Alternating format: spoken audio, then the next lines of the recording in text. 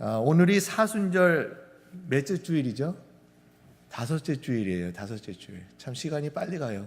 그리고 우리가 이 사순절을 지내면서 주님을 좀 생각하게 되는 시간이 되지 않습니까?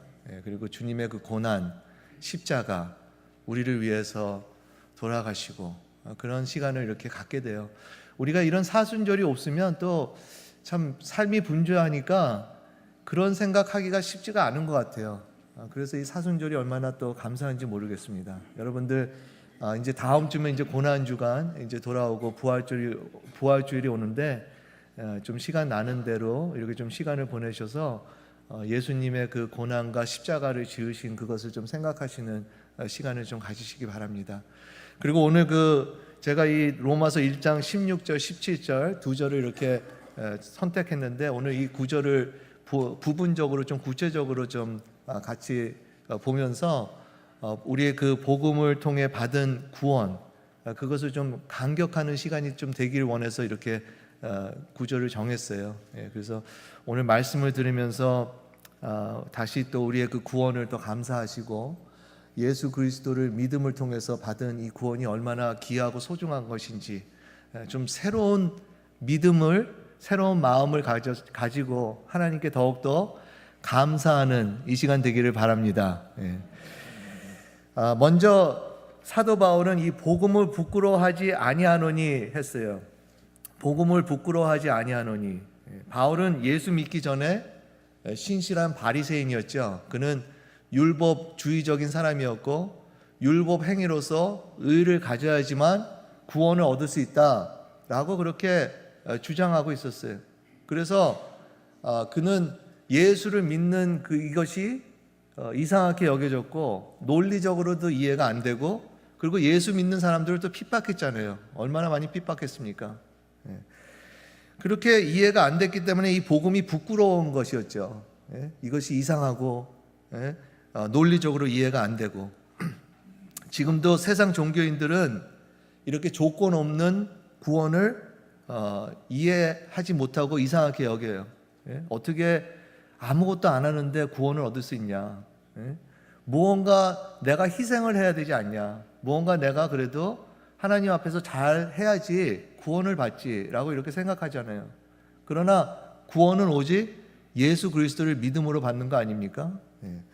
어떤 종교는 극단적으로 나가면서 구원은 받았으니까 아무렇게 살아도 된다고 또 그렇게 믿는 그런 종교가 있어요. 구원은 받았으니까 이제 뭐 천국 갈 때까지 내 멋대로 살면 돼. 그러면서 사는 그런 또 가르치는 잘못된 종교도 있는 것이죠. 그러나 구원은 오직 예수를 믿음으로 받는 것입니다. 할렐루야. 그리고 그 예수를 믿는다라는 것은 내 삶의 주인을 예수님을 내 삶의 주인으로 모신다는 거 아닙니까? 예수 믿기 전에는 내가 주인이었고 제가 제 왕노릇을 했는데 이제 예수 믿음으로써 예수님은 그리스도십니다. 예수님은 메시아입니다. 구주입니다. 라고 할 때 우리는 예수님을 내 삶의 주인으로 모시는 거 아닙니까? 더 이상 내 삶은 내가 운전하는 것이 아니라 예수님께서 운전하시고 예수님을 제가 이제 따릅니다. 라고 하는 이러한 삶이야말로 참으로 구원받은 삶이고 크리스찬의 삶인 것이죠. 내가 지금까지 잘 살았다라는 것보다 예수님을 이제부터 내 삶의 주인으로 모시는 거예요. 이제 나의 삶의 주인은 예수 그리스도입니다. 예수님을 나의 삶의 주인으로 모시고 그럼으로써 우리가 구원을 얻는 것이죠. 내 삶을 예수님께 드리는 것입니다. 사도 바울은 이것을 깨달았어요. 그는 예수 믿기 전에는 율법 행위로 의를 가져서 구원을 갖는다고 그렇게 주장했던 사람이 다메섹 길로 가면서 초자연적으로 예수님을 만남으로써 내가 잘못했구나, 잘못 생각했구나. 예수님이 그리스도시고 이분만을 온전히 내 삶에 모실 때 구원을 얻는 거다라고 이렇게 깨달은 것이죠. 그래서 그는 복음에 대해서 이제 더 이상 부끄러워하지 않는다고 하는 거예요. 되려 복음에 대해서 자랑스럽게 여기고 이 복음이야말로 참으로 구원을 가질 수 있게 하는 메시지구나 라고 확신한 것이죠. 사도행전 9장 22절에 보면 사울은 힘을 더 얻어 예수를 그리스도라 증명하며 라고 했어요. 이 사울은 바울 아닙니까? 바울의 그 히브리어 이름이 사울이죠. 그러니까 그 바울이 예수님을 만나고 난 후에 이런 깨달음이 있어서 예수는 그리스도라고 더욱더 힘을 내면서 복음을 전파했다라는 것이에요. 여러분들은 어떻습니까? 여러분들은 예수님을 그리스도 주인으로 모시고 있으십니까? 오늘 그분께 여러분의 삶을 드렸다고 말할 수 있으십니까? 내 삶을 다 주님께 드렸습니다 라고 말할 수 있으십니까? 어떤 분들은 부담을 가져요. 내가 그러고 싶지만 내 자신을 볼 때 내가 실수할까 봐. 그게 뭐 잘못된 생각은 아니에요. 그러나 여러분, 결혼식 할 때 생각해 보셨어요? 결혼식? 여러분들 결혼식 할 때 결혼 서약 하시죠? 그럴 때 부담 때문에 거기에서 내 결혼 안 합니다 라고 안 하는, 그러는 사람이 없잖아요. 부담은 갖지만 결혼식 때 사랑 때문에 내가 이 여자, 이 남자를 사랑하겠습니다. 어떠한 어려움에서도 어떠한 힘든 상황에서도 내가 내 부인, 내 남편 사랑하겠습니다 라고 서약하지 않습니까? 그런데 그 남편과 부인보다도 더 가까우신, 더 사랑이신 예수 그리스도, 그분께 우리가 삶을 마땅히 드려야 되는 거 아닙니까? 할렐루야. 그분께 예수님을 내 삶의 주인으로 모시겠습니다. 내가 부족하지만, 내가 연약하지만, 내가 실수도 할 것 같기도 하지만 그래도 주님을 사랑하기에, 내가 예수님을 사랑하기에, 그리고 예수님도 나를 지극히 사랑하기에 그 사랑에 반응해서 주님을 사랑하겠습니다. 주님께 삶을 드리겠습니다. 이렇게 우리가 나아가는 것이죠. 여러분, 여기 혹시나 여러분들 중에서 아직도 삶을 드리지 못하신 분이 있다면, 아직도 예수님을 주인으로 모시지 못한 분이 있다면 오늘 이 시간이라도 고백하시고 예수님을 삶의 주인으로 모셔서 구원을 경험하시는 우리 모두가 되기를 간절히 바랍니다. 할렐루야. 성령께서 오늘 역사하셔서 우리의 마음에 문을 두들기시고, 그래서 혹시나 이 자리에 아직도 내가 예수 믿는 것이 확신이 안 생기는데요, 그러시는 분 있으면 믿겠습니다 우선 말로 시인하시고 마음으로 믿으셔서 구원을 다 경험하시는 우리 모두가 되기를 간절히 바랍니다. 두 번째로, 복음은 모든 믿는 자에게 구원을 주시는 하나님의 능력이 됨이라 라고 했어요. 어느 누구를 막론하건 하나님의 능력으로만 구원을 받을 수 있어요. 왜 하나님께서 우리를 이렇게 구원하실 수 있냐? 그분은 크시고 위대하시고, 그분은 만왕의 왕이시고, 그리고 만유의 주시고, 모든 권세 위에 계신 분이시기에 그분만이 우리를 건져주실 수 있고 구원해 주실 수 있다라는 거예요. 우리가 보통 생각할 때 내가 구원을 받을 때 내가 특별한 일을 해야지만 구원을 받지 않나 라고 생각해요. 내가 하나님한테 잘 보여야지, 그리고 하나님한테 어떤 자격이 있어야지, 내가 착한 일을 열심히 해야지 그러지 구원을 받을 수 있지 라고 보통 생각을 하지만, 여러분, 그러지 못한 사람도 성경에 보면 구원을 받아요. 구원은 은혜이기 때문에. 누가복음 8장에 보면 12년 동안 혈육증을 앓는 여인이 있었어요. 이 여인은 12년 동안 피가 계속 흘러서 이것을 고침을 못 받아서 굉장히 괴로워했어요. 근데 그 여인은요, 그때 당시, 지금도 그렇지만 율법으로는 그 여인은 부정한 사람이에요. 그 여인은 아무나 가까이 갈 수가 없어요. 왜냐하면 율법으로 부정하기 때문에 다른 사람을 만지거나 그 사람한테 가면 그 사람도 부정해지기 때문에, 그런 율법으로 부정하다는 사람을 예수님께서 옷자락을 만지게 하시고, 예수님의 옷자락을, 그리고 혈육증을 고쳐주시는 것만이 아니라 그 여인의 영혼을 구원해 주시는 것입니다. 이렇게 율법으로 부정한 사람도 예수님은 사랑해 주시고 그를 아껴주시고 그를 구원해 주시는 것을 보게 돼요. 누가복음 15장에 보면은 우리가 잘 아는 탕자의 비유가 있어요. 그 탕자의 비유에 둘째 아들이 버르장머리가 없어서 아버지가 죽지도 않았는데 재산을 달라고 미리 유산 달라고 그러잖아요. 그래서 그 둘째 아들이 그 돈을 갖고 먼 나라로 가가지고 허랑방탕 그 재산을 다 허비했다고 해요.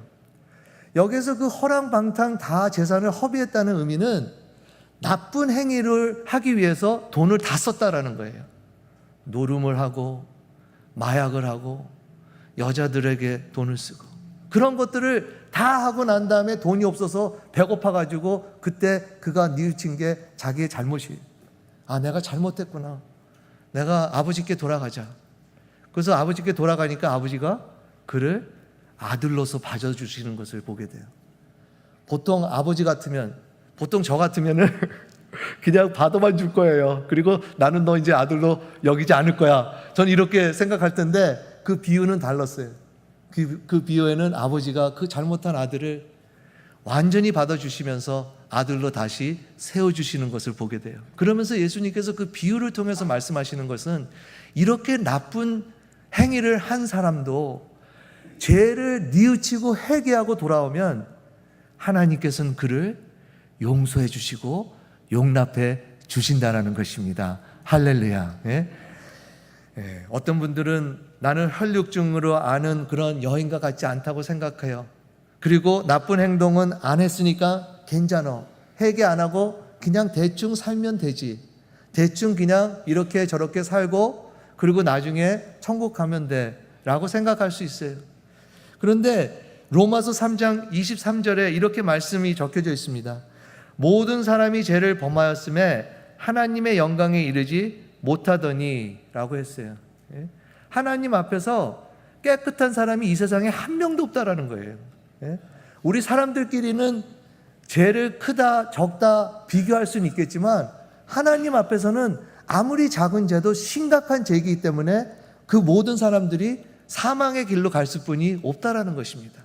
여기 보니까 모든 사람이 하나님의 영광에 이르지 못하더니 라는 것이, 아무리 작은 죄라고 할지라도 그것은 하나님한테는 심각한 죄요, 그 죄 때문에 사망의 길로 갈 수뿐이 없다라는 것이죠.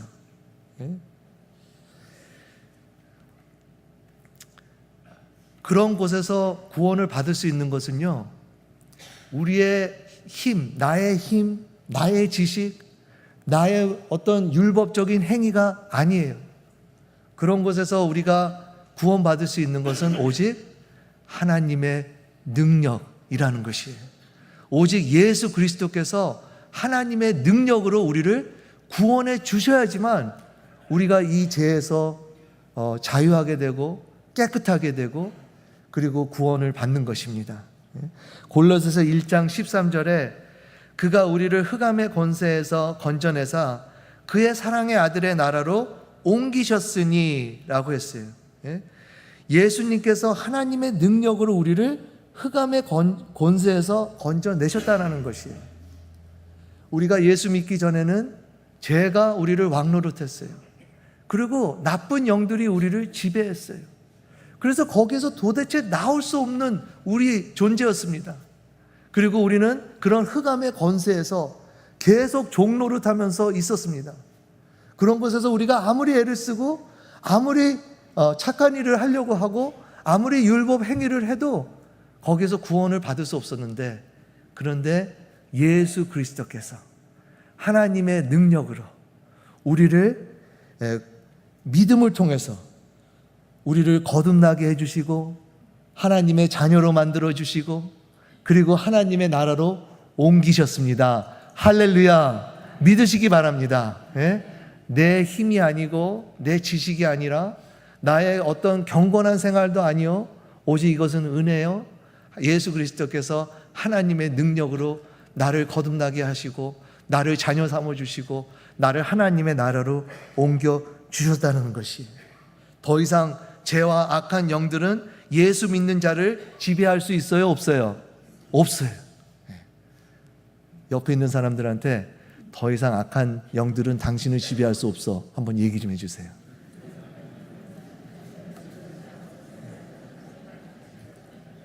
더 이상 악한 영들은 여러분들을 지배할 수 없습니다. 자유하세요. 담대하세요. 예수 그리스도의 믿음으로 나아가세요. 그런 눌림에 잊지 마세요. 지금도 죄를 짓고 있습니까? 이제 그만 지세요. 그 죄는 우리를 왕노릇 할 수 없어요. 예수 그리스도께서 우리를 구원하셨기에 이제는 더 이상 우리는 죄인이 아니라 의인이요, 자유인이요, 하나님을 섬기는 그런 사람들입니다. 할렐루야. 세 번째로 복음에는 하나님의 의가 나타나서 믿음으로 믿음에 이르게 하나님이 했어요. 예수를 믿는다고 해서 다 끝난 건 아니죠. 우리가 예수님을 믿어서 자유했으니까 이제 나한테는 평탄한 삶만 있고 이제는 어려움이 없고 이제 영생 누리면 돼가 아니에요. 우리가 예수 믿고 자유했지만, 구원받았지만, 그러나 여전히 우리 삶에는 영적 전쟁이 계속되고 있어요. 되려 예수 믿고 난 후에는 그 영적 전쟁이 더 심해졌죠. 왜냐하면 이 사탄 마귀는 어떻게든지 예수 믿는 자를 넘어뜨리려고 해요. 어떻게든지 교회를 부서뜨리려고 하고 어떻게든지 예수 믿는 자를 넘어뜨리기 위해서 우리 삶 속에 굉장히 우리를 괴롭히게 합니다. 그리고 더 나아가서 이제 예수님 올 때가 다 됐잖아요. 말세가 다 되니까 이 사탄 마귀는 더 난리를 치는 거예요. 그래서 어떻게든지 우리를 속이게 하고 우리를 두렵게 하고 우리를 넘어뜨리려고 하는 것입니다. 베드로전서 5장 8절에 근신하라 깨어라 너희 대적 마귀가 우는 사자같이 두루다니며 삼킬 자를 찾나니 라고 했어요. 이런 사탄 마귀가 우리를 삼키려고 한다는 거예요. 근데 여기서 이기는 한 가지 방법은 복음에서 나타나는 하나님의 의뿐이 없다라는 것입니다. 이것을 믿어야 하는 것이에요. 예를 들자면 이 사탄 마귀가 그 믿는 자들의 생각으로 들어와요. 그래서 그 마음에 무슨 생각을 주냐면, 야, 너는 아직도 부족해. 너가 하나님의 자녀야? 너가 구원을 받았어? 아직 너는 구원받지 못했어. 그렇게 속여요. 그러면서 뭐라고 해요? 너가 구원을 받으려면, 너가 하나님의 자녀라면 너는 경건한 생활을 더 열심히 해야 돼. 더 열심히 하지 않으면 안 돼. 그러면서 우리를 두려움에 떨리게 하면서 경건한 생활을 더 열심히 하라고 하는 것이에요. 여러분, 경건한 생활하는 것이 뭐가 틀립니까? 당연히 좋죠. 그런데 그 동기가 잘못됐다라는 거예요. 그 동기가 의를 가지려고 한다라는 것이죠. 두려움에 떨려서 내가 이거 안 하면 나는 구원받지 못해. 이것이 문제라는 거예요. 그런데 우리는 이젠 더 이상 경건한 생활을 그렇게 두려움에 떨려서 꼭 해야 되는 것이 아니라 이제는 감사함으로 하는 것입니다. 할렐루야. 우리가 이제 하나님의 자녀가 벌써 됐기 때문에, 이제 하나님은 나를 의인으로 보기 때문에, 이제 내가 그 놀라운 구원을 받았기 때문에 감사함으로 우리가 경건한 생활을 하는 거죠. 우리가 두렵고 떨려서 내가 이거 안 하면 구원받을 수 없어 라고 하지 않는다라는 거예요. 더 이상 사탄 마귀의 속임수에 빠지지 마시기 바랍니다. 옆에 있는 사람한테 한번 도와주세요. 더 이상 사탄 마귀 속임수에 빠지지 말라고. 재밌어요 이게. 제가 설교하는 것보다 서로 얘기해 주면 더 나아요. 더 이상 속지 마세요. 근데 요즘 제 자신을 보더라도 속아요. 서운한 마음이 들고 사랑하기 싫어하는 마음이 들고 이게 큰일 난 거예요. 그럴 때 우리가 기도하고 깨어서 기도하고 다시 믿음을 선포하고 믿음으로 선포해야 되는 것이죠. 그리고 나는 하나님의 자녀가 됐다는 것을 믿음으로 디클레어하고, 그래서 우리가 이 믿음으로 이겨야 되는 것이에요. 처음에도 믿음이고 지금도 믿음이에요. 우리가 처음에도 믿음으로 구원을 받았지만 오늘도 그 속임수에 믿음으로 이겨야 되는 거예요. 나는 하나님의 자녀야. 우리 한번 옆에 사람하지 말고 나는 하나님의 자녀다 하고 큰 소리로 한번 외칩시다. 하나 둘 셋. 나는 믿으시기 바랍니다. 예수 믿으면 하나님의 자녀 됐어요.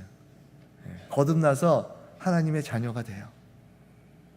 그 믿음만이 우리가 어떠한 속임수도 이길 수 있어요.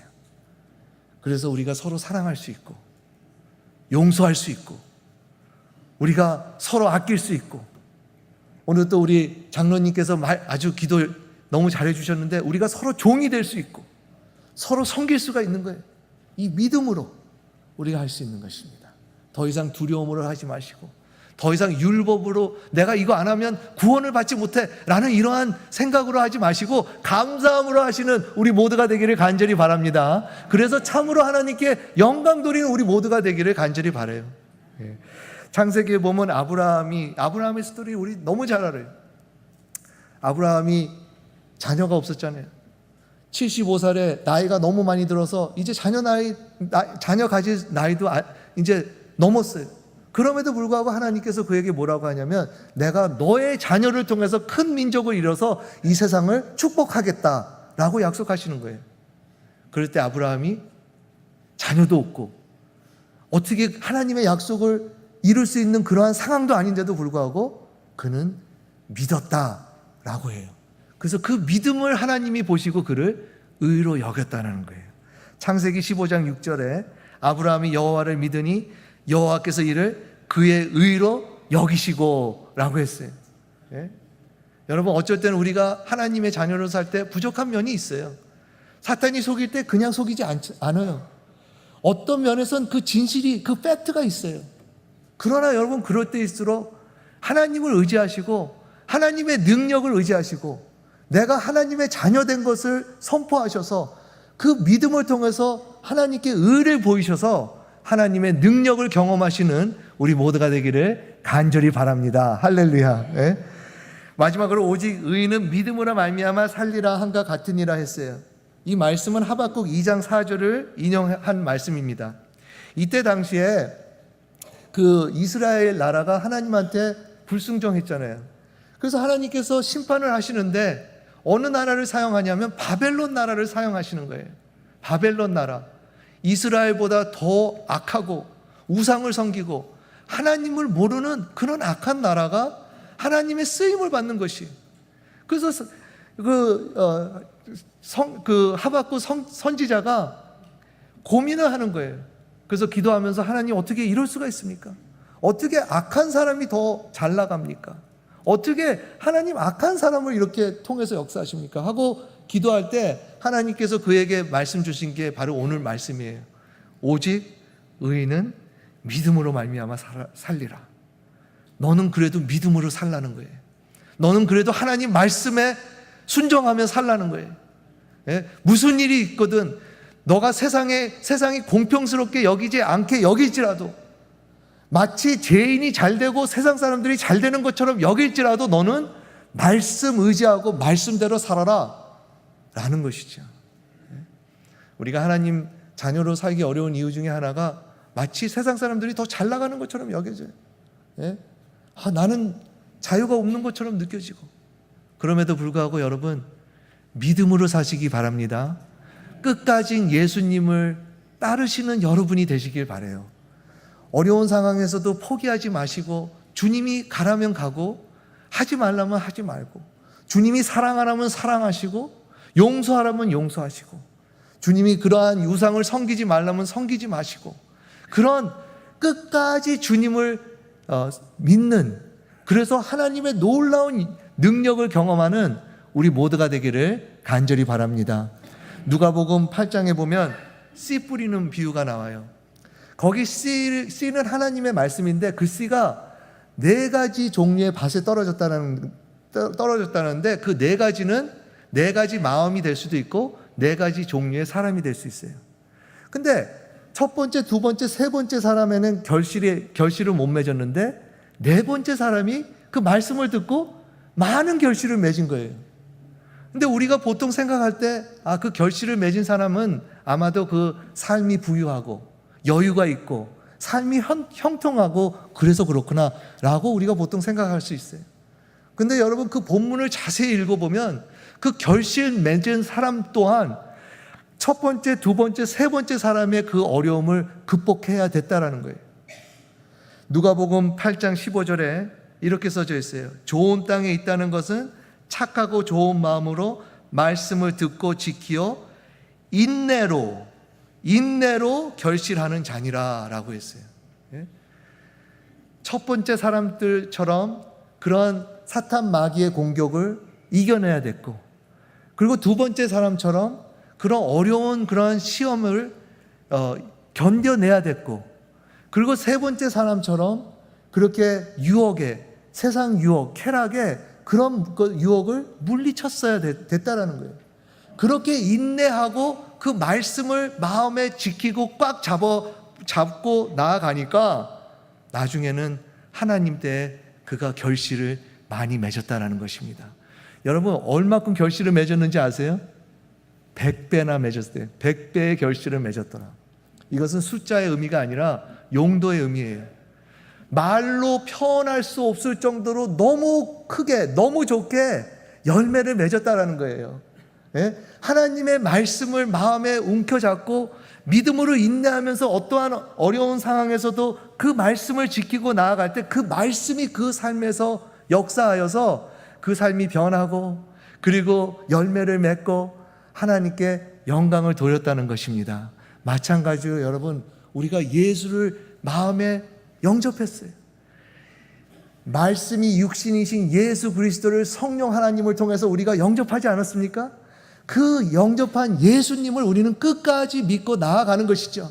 특별히 상황이 어렵고 공평하게 느끼지 않을 때일수록 우리는 그분의 말씀을 온전히 지키고 따라갈 때 언젠가는 우리의 삶도 완전히 변하고, 언젠가는 우리의 삶에 100배나 되는 열매를 맺어서 하나님께 더욱더 영광을 돌리는 것입니다. 우리의 삶에 이러한 은혜가 더욱더 넘치기를 간절히 바랍니다. 다 같이 기도하시겠습니다.